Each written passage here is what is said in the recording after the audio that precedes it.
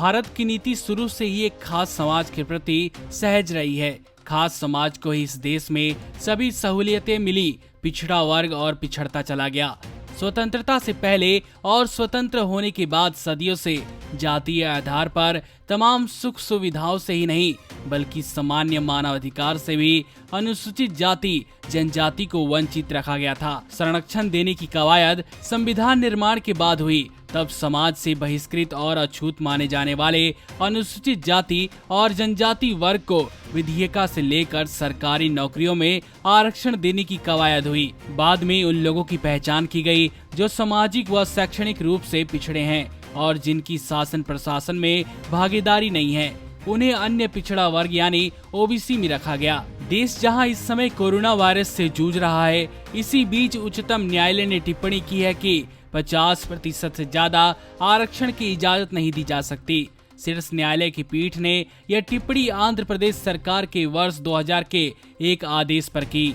आंध्र प्रदेश सरकार ने 20 साल पहले अधिसूचित क्षेत्रों में स्कूलों की शिक्षक भर्ती में अनुसूचित जनजातियों को 100% आरक्षण देने का फैसला किया था।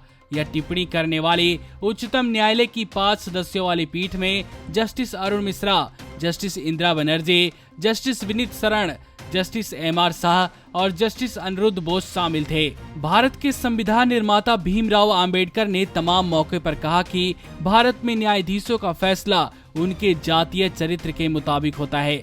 मुंबई विधानसभा में ग्राम पंचायत विधेयक पेश करते हुए चर्चा के दौरान अंबेडकर ने कहा था कि यदि मेरे माननीय मित्र मुझे विश्वास दिला दे कि वर्तमान न्यायपालिका में सांप्रदायिक आधार पर पक्षपात नहीं होता है और एक ब्राह्मण न्यायाधीश जब ब्राह्मणवादी और गैर ब्राह्मण प्रतिवादी के बीच निर्णय देने बैठता है तो वह केवल न्यायाधीश के रूप में फैसला करता है, तो शायद मैं उनके प्रस्ताव का समर्थन करूंगा।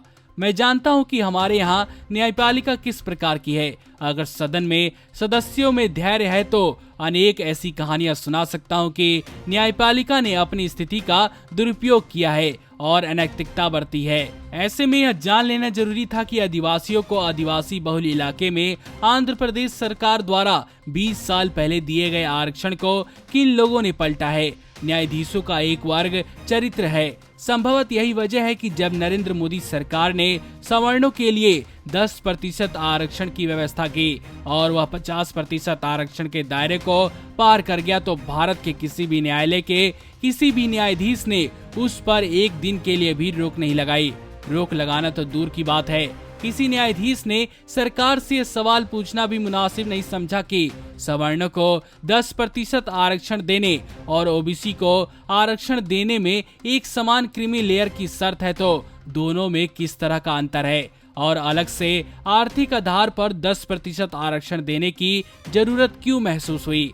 संविधान निर्माताओं का मकसद यह था कि देश की 100% आबादी इस देश को अपना समझे, उसे यह न लगे कि देश पर एक वर्ग विशेष का शासन है जैसा कि पहले भारत में था और इसकी वजह से एक वर्ग की लंबी गुलामी और अत्याचार झेलना पड़ा। संविधान निर्माताओं की सोच थी कि 100% आबादी इस देश के विकास में भागीदारी करे और अपनी प्रतिभा का प्रदर्शन करे।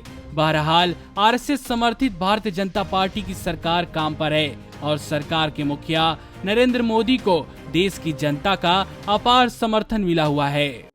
नमस्कार। नेशनल दस्तक अपनी आर्थिक जरूरतों के लिए हमेशा से YouTube एड्स पर निर्भर रहा है।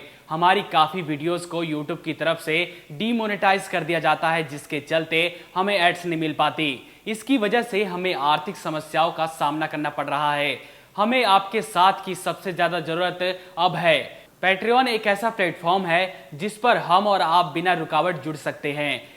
इस प्लेटफॉर्म पर आप हमें सीधा फंड कर सकते हैं, जिसका मतलब हुआ कि हम आजादी से पत्रकारिता कर पाएंगे। आपसे सीधे फंडिंग पाने का यह भी मतलब हुआ कि हम नैतिक रूप से आपके अधीन हो जाएंगे और आपकी आवाज को और बुलंद कर पाएंगे। आप पैट्रियन पर मात्र $2 करीब 140 रुपए प्रति माह से हमारी सहायता कर सकते हैं। पैट्रियन क्रेडिट कार्ड और डेबिट कार्ड दोनों ही सपोर्ट करता है। हाँ, जरूर यह है कि पैट्रियन के लिए आपके कार्ड पर इंटरनेशनल ट्रांजैक्शन अलाउड होने चाहिए। अगर आपके कार्ड पर इंटरनेशनल ट्रांजैक्शन चालू नहीं है तो आप अपने बैंक से संपर्क करके इसको आसानी से चालू करवा सकते हैं।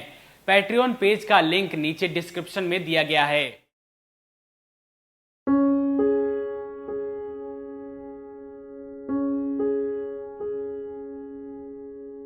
नेशनल दस्तक को देखने वालों से अपील है कि वह नेशनल दस्तक के सपोर्टर फॉर्म को भरें ताकि हम सीधे आपसे जुड़ सके।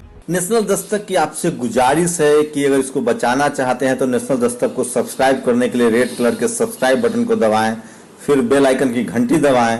नेशनल दस्तक को बचाने के लिए बहुत जरूरी है कि हर खबर को शेयर करें, लाइक करें, कमेंट जरूर करें।